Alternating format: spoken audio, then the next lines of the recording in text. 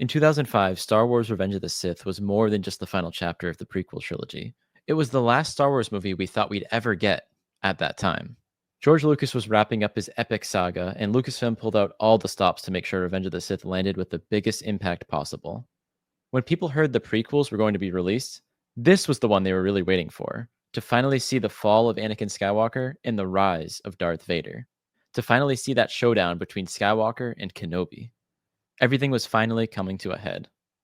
The marketing campaign surrounding the film was quite the spectacle of its own. Just like for The Phantom Menace, this was Star Wars marketing at its absolute peak, from fast food tie-ins to the over-the-top media blitz. So, let's break down what made marketing for Revenge of the Sith so massive and how it cemented the movie's place in blockbuster history.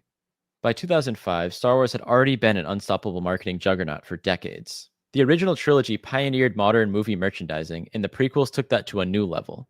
In 1999, The Phantom Menace had already proven how the over-the-top Star Wars marketing could be, from Pepsi cans to that KFC Taco Bell Pizza Hut crossover that still haunts our collective memories. Attack of the Clones followed a similar but slightly more subdued approach. But Revenge of the Sith was different. This was the end, the final piece of Star Wars history at the time, and Lucasfilm treated it like the biggest cinematic event of the decade. The first teaser trailer dropped in November 2004 and hit hard. It played heavily on nostalgia, featuring Alec Guinness's voice from A New Hope over a montage that linked the prequels and the originals. For fans who had been waiting to see Anakin Skywalker become Darth Vader, this was the first real glimpse of that transformation. Then came the full trailer in March 2005, and it was dark. Unlike the previous prequels, which had lighter tones, Revenge of the Sith leaned into tragedy. The trailer showed us Anakin's descent. It made one thing very clear. This wasn't just another adventure, it was the turning point in the saga. The merchandising push for Revenge of the Sith may not have quite been what it was for The Phantom Menace, but it was still epic. It was the first time since the 80s that a new film featuring Darth Vader would don the big screen. So essentially everywhere you went, you'd see Darth Vader advertising. And it was awesome. Hasbro flooded stores with action figures, vehicles, and other gear. The Darth Vader voice-changing helmet and the color-changing Anakin Skywalker saber became the must-have item for kids and grown-up fans alike. And these awesome graphics for the toy marketing run were legendary as well. Vader's helmet surrounded by Mustafar-like flames. At this point, it's a classic. Burger King went all in with collectible Star Wars toys, special promotions, and these awesome watches. Lord Vader, rise. Star Wars is reborn at BK in the form of 6 collectible hologram watches. Only $1.99 each when you buy any value meal. The official Revenge of the Sith tie-in game let fans play out Anakin's fall in a cool action adventure. But the real gem at the time was LEGO Star Wars the video game. His destiny. Or build a new one. Which covered the prequels in a fun, family-friendly way, and unexpectedly launched one of the biggest gaming franchises ever. And the highly anticipated final chapter, Episode 3, Revenge of the Sith. Speaking of LEGO, the LEGO lineup for Revenge of the Sith was elite, with these awesome sets, including some minifigures where their lightsabers would actually light up when you pressed on their heads. This was absolutely mind-boggling as a kid. Kellogg's cereals included light-up lightsaber spoons, so you could enjoy your breakfast the proper way. Spoons in specially marked boxes of Kellogg's cereal.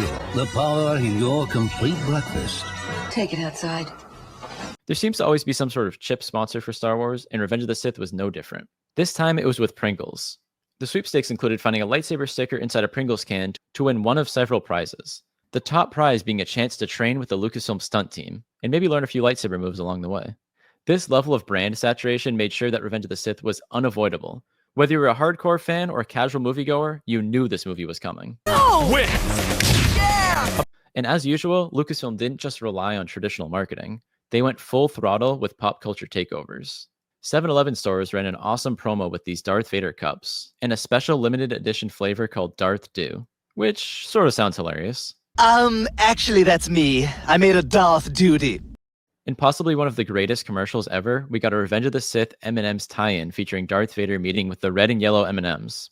The meeting didn't go too well for the talking candy, though, as Vader force chokes the red one and the yellow one caves in, leading to a special dark side and light side packaging and flavors for the new M&Ms. Something else I'd like to point out is that in all these commercials you see, I wonder if it was the same Darth Vader and Stormtrooper costumes they would use over and over. Something to think about. All these crazy toy tie-ins, video games, and crazy marketing schemes turned this movie into a cultural moment that we still remember today.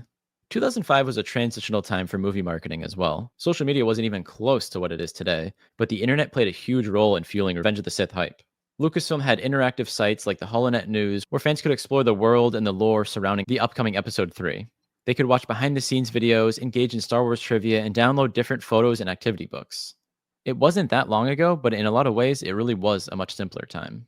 And thanks to that everywhere all at once marketing campaign, Revenge of the Sith has remained a major pop culture touchstone long after its release. The marketing of Revenge of the Sith, as well as the rest of the prequels, were really just perfect.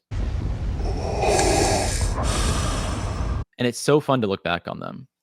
I hope you all enjoyed this video. Thanks for watching, everyone. Be sure to like and subscribe for more Star Wars content from us, and I will see you on the HoloNet.